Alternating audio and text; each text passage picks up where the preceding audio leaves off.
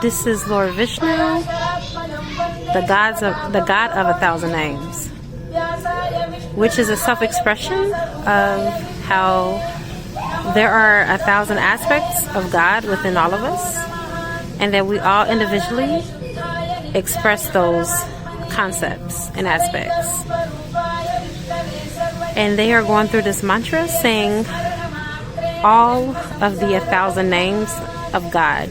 And Vishnu is the same as Brahman, which is the God creator. And as you can see, the children are coming up to see the 1,000 names of God. So we are here for my Reclaim Your Power series. And as you see, this is the Sri Mahavishnu Sahasranama. And if you can see, let me come back just a little bit more. This is the wall of 1,000 pins. There is literally 1,000 pins in this wall, and each of them represent the 1,000 names of Sri Mahavishnu, which is Brahman. Okay? Now, Sahasrara means not only thousands, but also denotes infinity. These names are like the format of 107 plus 1, which is 108 stotras, recited either individually or sequentially.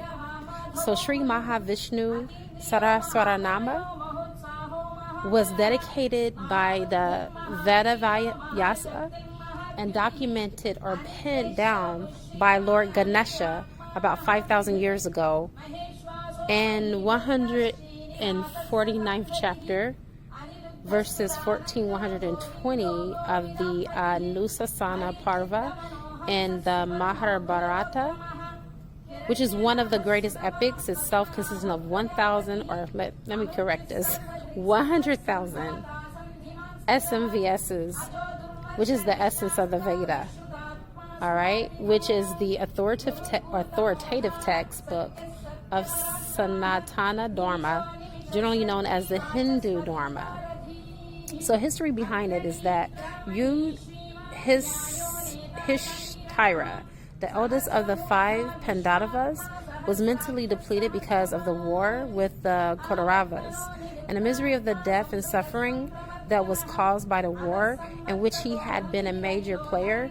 Bhishma, the dear grandfather of Pandavas and the Kauravas in Kuru dynasty, an embodiment of all the knowledge, was laying on a empath, which is a deathbed, waiting for the departure of his soul on an auspicious time.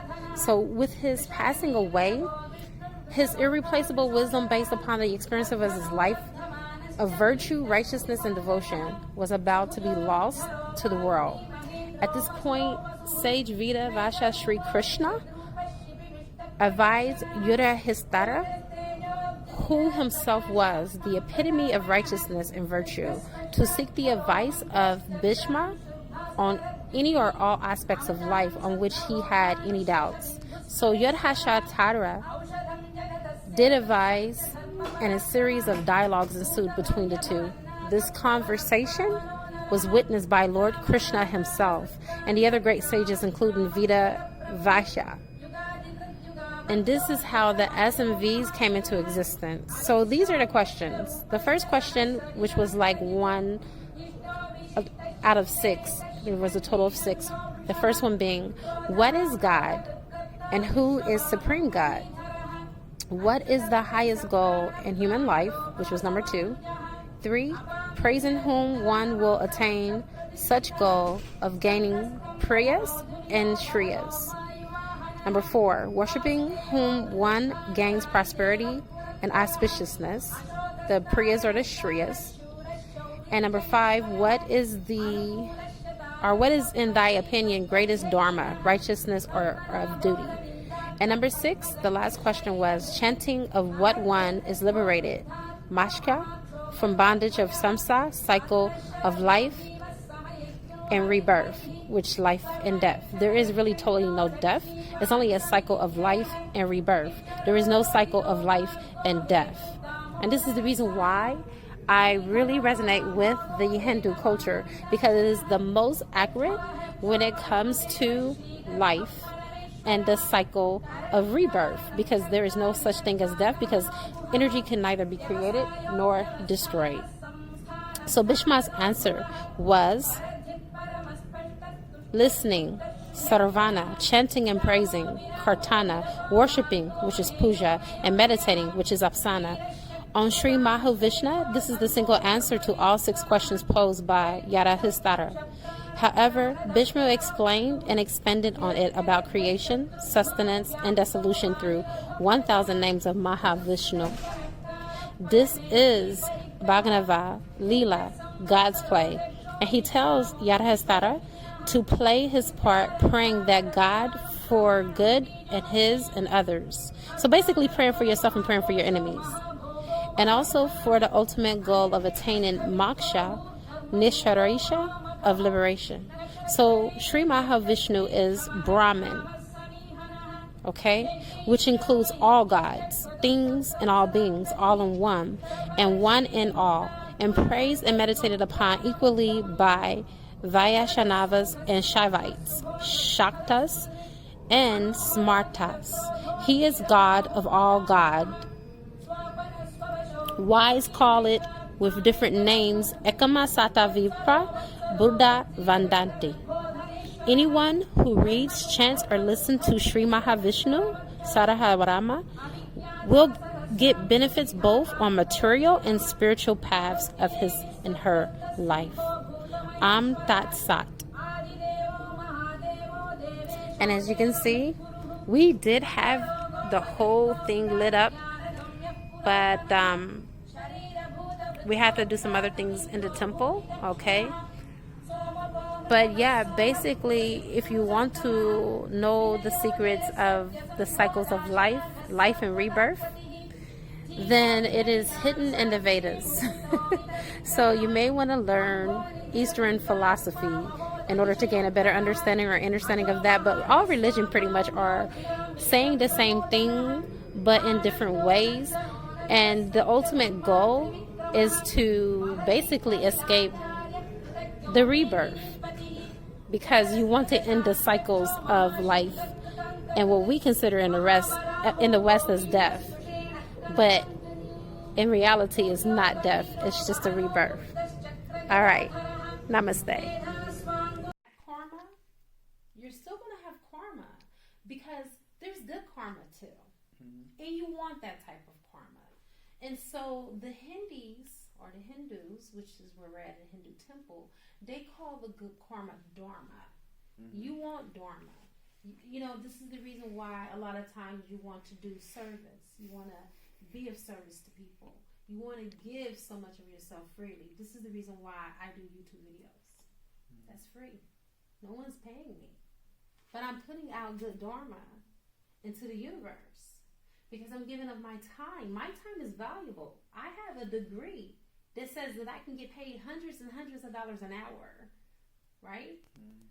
But when I give myself freely, that's money that's already being generated in the cosmos, that's going to come back into the earthly plane, and then I'm going to benefit from that. Even though I'm not right now. And it's okay. It's okay. Because nothing dimensional beings. And as I was stating before, that is the reason why I don't call myself a wizard, a musician, and that is the reason why I don't call myself a witch, because these are all 3D labels. And that means that if I were to impress my subconscious mind with that, your subconscious mind will say, okay, Jules, I'll take you at your word. You're just the wizard. Mm-hmm. Right? But then if you tell your subconscious mind, I'm a metaphysician, multidimensional, because meta means beyond. Okay, physician we know is a doctor, so you're beyond a physical doctor, right?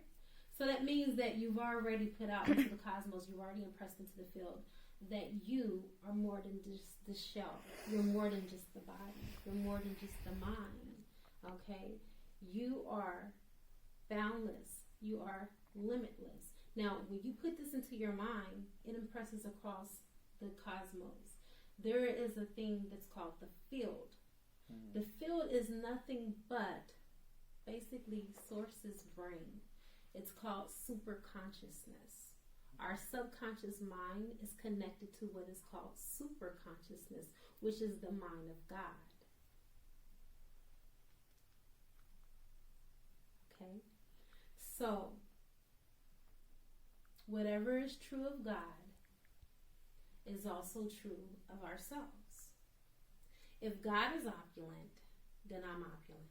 If God is rich, then I'm rich. So whatever God is, I am.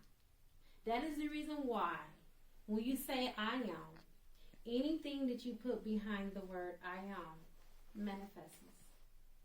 I'm tired. The universe is like, okay, let's give her more tiredness. I'm happy.